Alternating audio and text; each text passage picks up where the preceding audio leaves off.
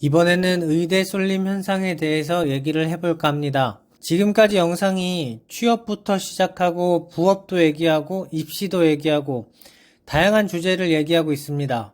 여러 주제를 왔다 갔다 하고 있지만 제가 말하는 것은 한 가지입니다. 모든 사람이 원하는 것이기도 할 거예요. 편하게 사는 삶입니다. 편하게 사는 삶을 위해서는 돈이 많이 있어야 합니다. 더 나아가서는 사업을 운영하지만 내가 없어도 되는 시스템을 만들면 더 좋을 것 같습니다. 저는 그 시작이 대학 입시고 취업이라고 생각을 해서 지금까지 경험을 하나씩 알려드리는 거예요. 제가 겪었던 모든 경험을 하나로 묶으면 답이 보일 수도 있습니다. 아니라고 생각하시는 분들은 구독 누르시고 영상을 계속 보다 보면 그 답을 찾을 수 있습니다.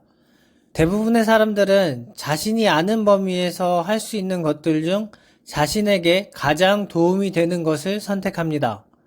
그러면 자신이 아는 범위를 늘려야 돼요. 다른 사람들의 경험을 듣는 것이 중요한 이유입니다.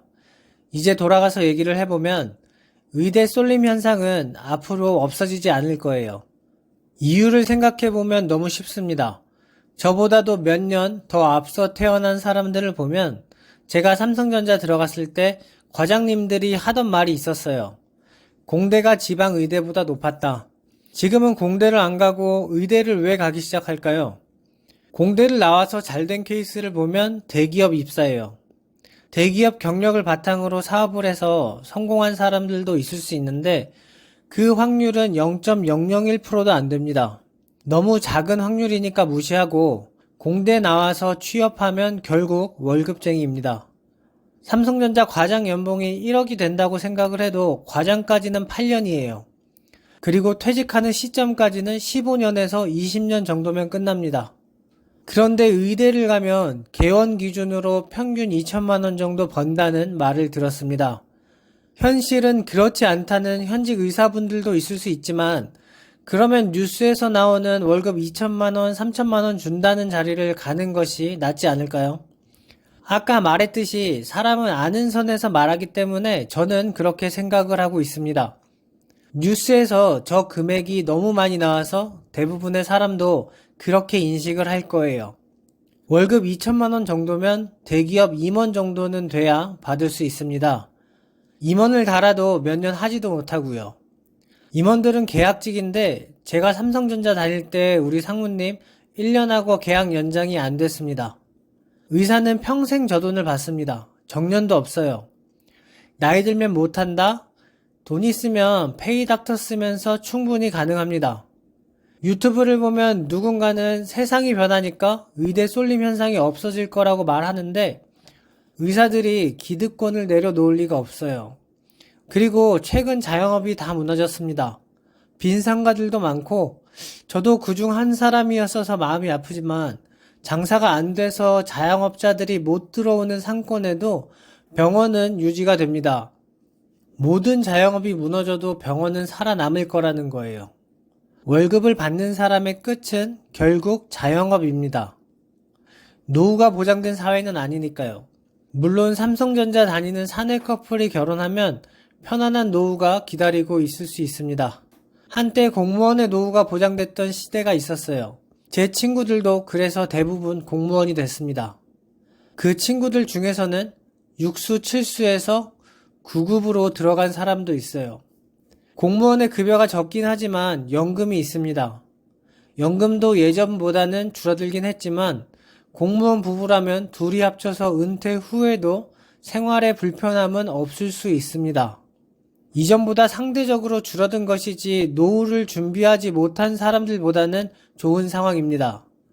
은퇴 전에 편안한 노후를 위해서 사람들이 부업에 관심을 갖기 시작했고 지금은 부업을 알려주는 강사들이 돈을 쓸어 담고 있는 세상입니다.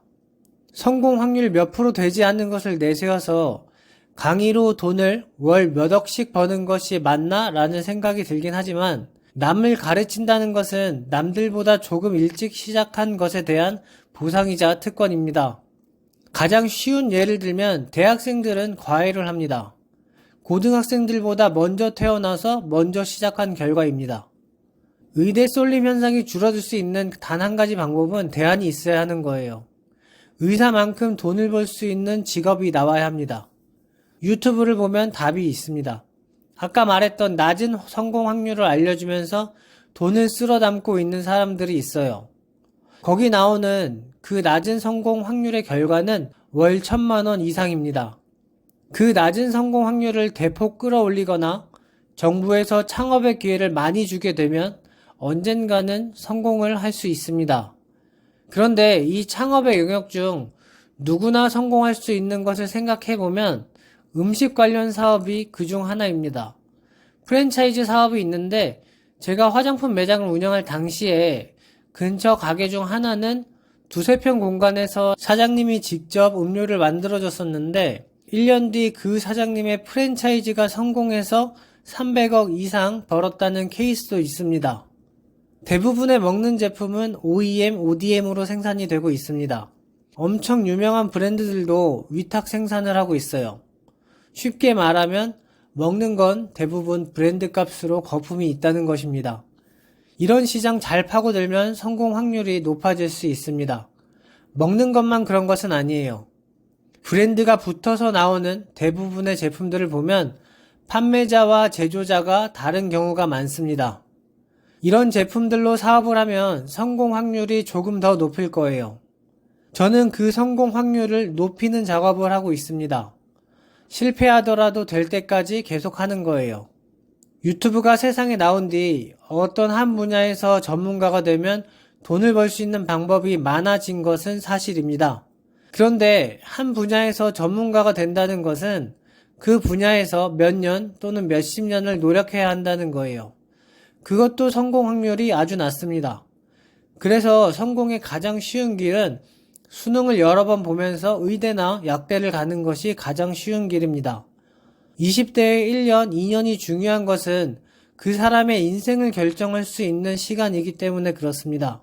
젊을 때 노는 것이 가치가 있어서 그런 게 아니에요. 1년, 2년 혹은 그 이상을 투자해도 인생의 시작을 다르게 만들 수 있으면 아까운 것이 아닙니다. 40대에 약대에 들어왔어도 축하를 받았습니다. 어떻게 된 세상인지는 모르겠어요. 여러분이 수능 공부만 20년을 하고 40대에 의대나 약대를 가도 축하받을 수 있습니다. 수능 공부 20년 정도 했으면 1타 강사 됐을 수도 있어요. 연봉이 100억이 넘는다고 하죠. 한 분야를 오래 경험하면 분명 전문가가 되고 성공할 확률은 높아지는 것이 사실입니다. 그러나 그 확률이 압도적으로 높은 것이 의대임은 분명합니다. 정부의 정책이 바뀌지 않는 이상 의대 쏠림 현상은 앞에서 설명드린 이유로 쉽게 해결되지는 않을 거예요. 그리고 초등 의대반, 유치원 의대반도 있습니다. 아이러니한 것은 영재가 탄생하면 뉴스에서 나올 정도로 사람들이 축하를 해줍니다. 그 영재의 탄생 배경은 조기 교육입니다. 부모가 할 수 있으면 좋겠지만 대부분은 사교육이죠. 그 사교육을 받는 학생들 중에서 아주 낮은 확률로 영재였다는 것이 확인되는 거예요. 아이들에게 너무한다고 생각할 수 있는데 나이가 들었을 때 어렸을 적 생각을 해보세요. 기억에 남아있는 것은 없습니다. 남아있는 거라고는 과거의 선택에 대한 결과들이 남아있습니다. 어떻게 교육을 받아서 어떤 대학, 어떤 과를 갖고 그 결과 지금 인생은 어떻게 살고 있는가가 남습니다.